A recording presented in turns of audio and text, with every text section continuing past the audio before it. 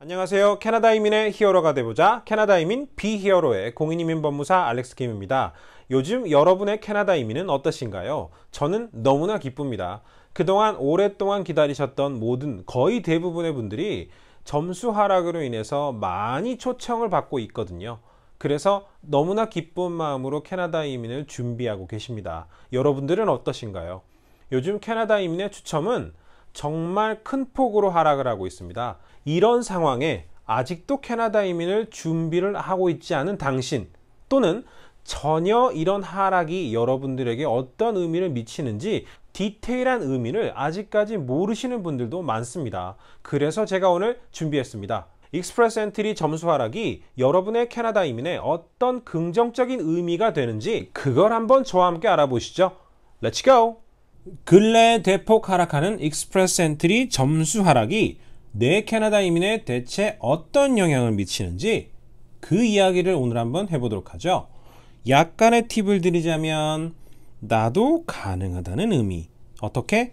낮은 영어 점수와 1년 또는 2년의 경력만으로 가능하다는 것. 이렇게 총 4가지의 예시가 순서대로 펼쳐집니다. 캐나다에서 대학을 졸업한 친구, 그게 4년제인지 또는 2년제인지, 그리고 한국에서 대학을 졸업하고 캐나다에서는 바로 취직해서 일을 시작하고 있는 친구들, 역시 4년제와 2년제를 졸업한 친구로 구분이 되어 있습니다. 왜냐? 학력은 익스프레스 엔트리에서 정말 중요한 포인트입니다. 어마어마한 점수차가 있죠. 그렇다고 2년제 졸업생분들은 겁먹지 말고 파이팅! 방법은 있으니까요. 일단 2020년에 익스프레스 엔트리 추첨 점수의 추이를 한번 보겠습니다. 아름답죠? 이게 만약 주식이었다면 말도 못했을 정도의 쓰라림이었겠지만 캐나다 이민을 준비하는 여러분들에게는, 저희에게는 너무나도 아름다운 황금의 기회로 다가오게 됩니다. 6월 말 저번 주의 추첨 점수는 연초 대비 9%가량 떨어진 431점. 어라, 40점 하락이면 어마어마한 점수 아니야? 근데 대체 나한테는 뭐가 좋은 걸까? 뭐가 더 쉬워진 걸까? 그걸 모르는 당신을 위해 제가 짚어드리겠습니다. 자, 가시죠. 그 전에 익스프레스 엔트리 한번 복습해 보시죠. 이 내용을 모르신다면 오늘의 강의는 단 1도 이해할 수 없습니다.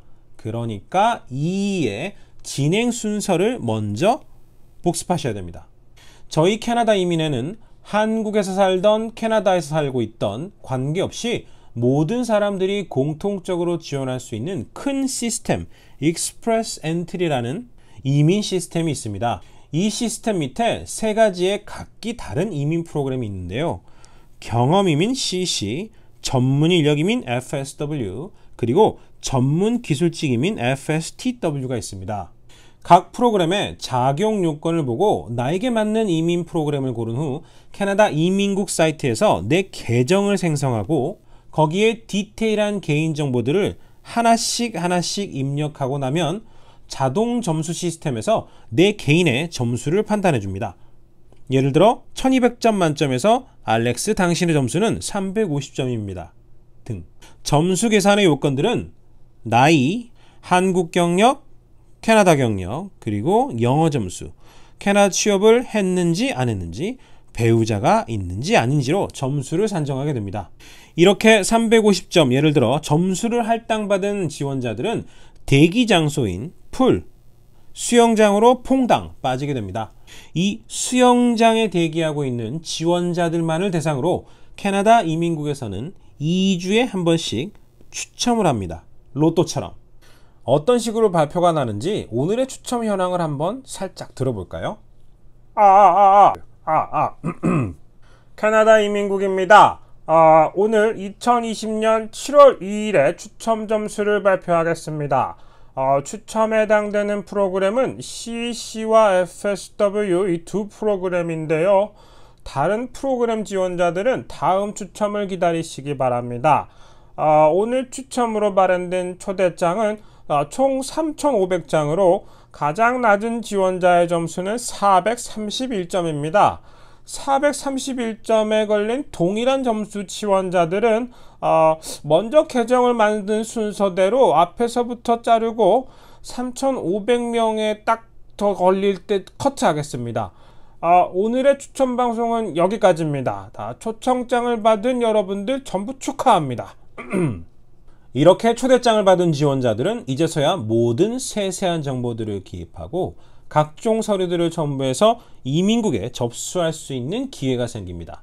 이렇게 접수하고 나면 마지막 단계인 승인까지 보통 6개월에서 8개월 정도의 시간이 걸립니다.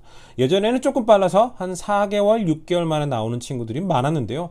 2020년 들어서는 코로나 바이러스도 있고 여러 가지 이유로 조금씩 딜레이가 되고 있습니다.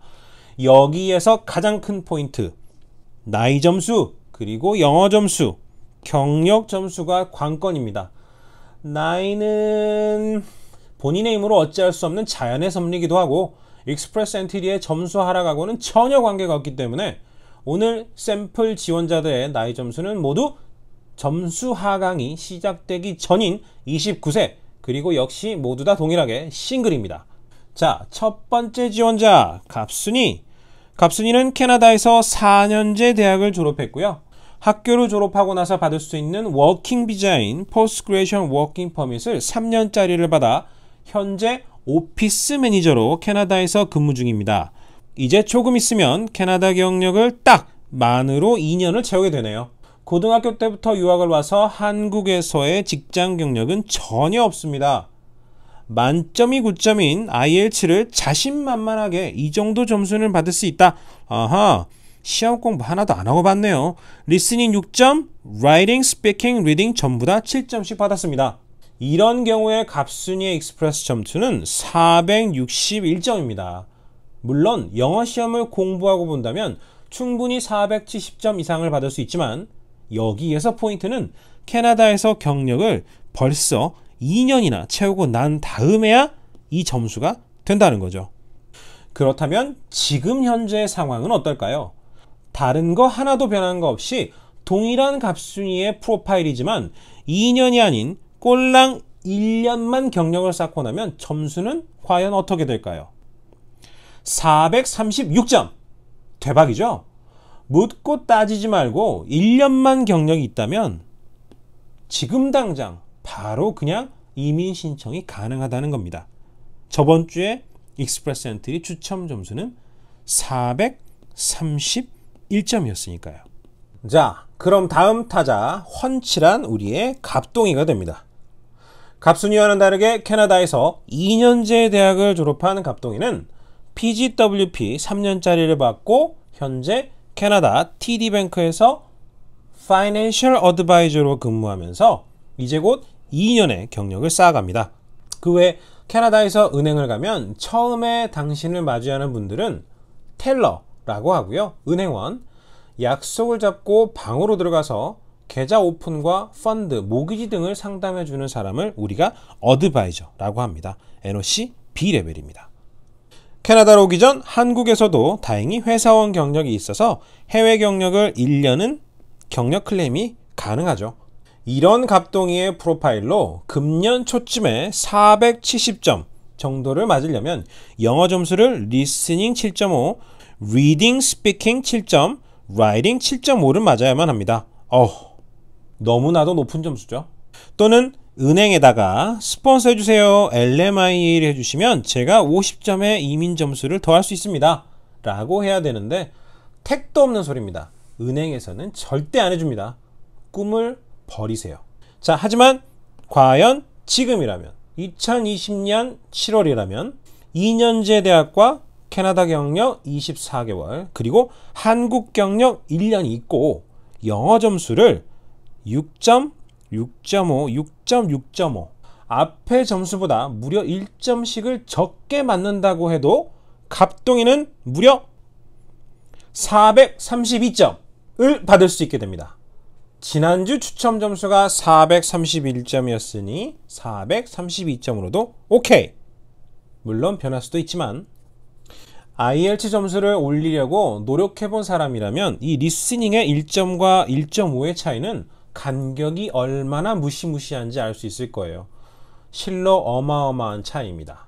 해서 갑동이는 432점으로 행복하게 익스프레스 엔트리를 신청할 수 있게 됩니다. 자, 세 번째 타자 우리 순심이. 순시민은 캐나다에서 대학을 전혀 나오지 않고 워킹 홀리데이든 아니면 아예 처음부터 LMIA 워킹 비자를 받았던지 학교를 통과하지 않고 바로 일을 시작하고 있는 케이스입니다. 순시민은 한국에서 4년제 대학을 졸업했고요. LMIA를 통해 워킹 비자를 받아서 현재는 제가 너무너무나 좋아하는 JJ빈 커피에서 카페 슈퍼바이저로 일하고 있습니다. 곧 2년의 경력을 쌓게 됩니다. LMIA를 통한 워킹 비자를 받았기 때문에 LMIA 점수 50점은 미리 먹고 들어가는 거죠. 여기에 한국에서 꾸준히 아르바이트를 하면서 쌓은 경력이 있습니다. 그 카페 슈퍼바이저를 또는 카페 매니저를 다 더해봤더니 총 2년의 경력을 증빙할 수 있더라고요. 캐나다에서 학교를 다니지 않아 조금 어렵긴 하지만 열심히 공부를 해서 IELTS를 전 영역 전부 다 6점을 맞으려고 노력 중이라고. 그렇다면 순심의 점수는 과연 477점. 오, 진짜 높은 점수예요. 그렇다면 지금은 어떨까요? 4년제 한국에서의 대학 졸업, LMIA 워킹 비자로 2년째 근무, 카페 매니저로 한국 2년 경력을 더해서 IELTS가 너무 어렵기 때문에 전 영역 6점을 맞지 못하고 한국 사람이 너무너무 어려워하는 리스닝과 스피킹을 5.5를 맞았습니다. 자, 과연 점수가 477점에서 이 두 개가 부족한데 몇 점이 나왔을까요? 435점! 축하합니다. 익스프레스 엔트리 초대장을 받으셨네요. 자, 마지막! 제가 애장하는 캐릭터 이름인 애봉이. 애봉이는 갑동이나 갑순이, 순심이처럼 캐나다에서 학력도 없고 또 한국에서 4년제가 아닌 2년제를 졸업한 친구입니다. 솔직히 말하면 너무나 점수를 받기가 어려운 케이스인데요. 그럼에도 불구하고 포기하지 않고 끝까지 노력하는 불굴의 한국인 캐릭터입니다. 한국에서 2년제 졸업으로 캐나다에서 일을 하며 이민을 신청하려고 하는 모든 사람들 화이팅입니다. 2년제 졸업생인 애봉이는 LMIA 워킹 비자를 받고 현재 캐나다 웨스턴 스타일 레스토랑인 캡터스 클럽에서 레스토랑 요리사로 일을 하고 있습니다. 이제 곧 3년의 경력을 채워나가는데요. 한국에서도 요리학과를 졸업하고 계속 요리사로 일하다가 호주에서든 한국에서든 경력을 다 쌓아보니 총 3년 이상의 요리사 경력을 클레임할 수 있더라고요. 영어는 어렵긴 하지만 일단 전부 다 6점을 맞는다고 가정을 해보죠. 이렇게 했을 때 애봉의 총 점수는 478점이 됩니다. 솔직히 말하면 2년제 졸업생으로 이 정도의 점수를 맞는다는 건 정말 하늘의 별 따기입니다. 하지만 지금이라면 해외 경력 3년 증빙에 한국 2년제 조리학과 졸업생인 애봉이가 영어 점수를 모두 6점이 아닌 현실적으로 가장 어려운 리스닝과 스피킹을 5.5를 맞는다고 하고 총 3년의 캐나다 경력이 아닌 2년의 캐나다 경력만 쌓는다고 가정을 해봅시다. 자, 과연 애봉이의 점수는 몇 점일까요? 478점을 받았었던 그의 점수는 438점이 됩니다. 포인트가 뭐예요? 이민 신청을 1년이나 더 빨리 앞당길 수 있다는 점. 왜? 캐나다 경력을 3년이 아니라 2년만 쌓아도 되니까. 그리고 영어 점수를 6점이 아닌 5.5만 맞아도 된다는 점. 너무나도 큰 차이죠. 물론 이 애봉이 캐릭터의 경우에 더욱 낮은 점수를 맞는다고 하더라도 익스프레스 엔트리 이민 중에 기술직 종사자들을 위한 Federal Skill Trade FSTW 이민이 있습니다. 요걸로 이민 신청이 가능합니다만 이 프로그램은 1년에 딱 2번, 그것도 매번 한다고 정해져 있지도 않고 랜덤으로 추첨을 하는 경우니 여기서는 따로 설명을 드리지 않겠습니다. 요리사와 같은 기술직 근무자들의 이민 방법인 FST가 궁금하신 분들은 위에 링크를 달아놓을 테니 강의를 한번 들어보시기 바랍니다. 오늘 준비한 내용은 여기까지입니다. 익스프레스 엔트리 점수 하락이 이제 여러분에게 어떤 크나큰 기회를 제공할 수 있는지 어느 정도 감이 오시나요? 만일 본인이 갑동이나 순심이 등의 케이스에 해당된다면 또 해당이 곧 될 예정이라면 서둘러 준비하시는 게 좋겠습니다. 오늘 영상에 대한 질문이 있다면 아래 코멘트에 달아주세요. 최대한 답변 드리겠습니다. 또는 이 영상에 대한 의견이나 다른 주제에 관심이 있는 경우에도 꼭 알려주세요. 잘 정리해서 강의 만들어 드리겠습니다. 오늘 영상이 여러분의 캐나다 이민 플래닝에 도움이 되었다면 구독과 좋아요 잊지 말아 주시고요. 캐나다 밴쿠버의 일상과 발빠른 이민 뉴스 업데이트를 위해 저희 인스타그램을 팔로우하는 것도 많은 도움이 되실 겁니다. 그럼 다음 시간에 뵙겠습니다. 안녕!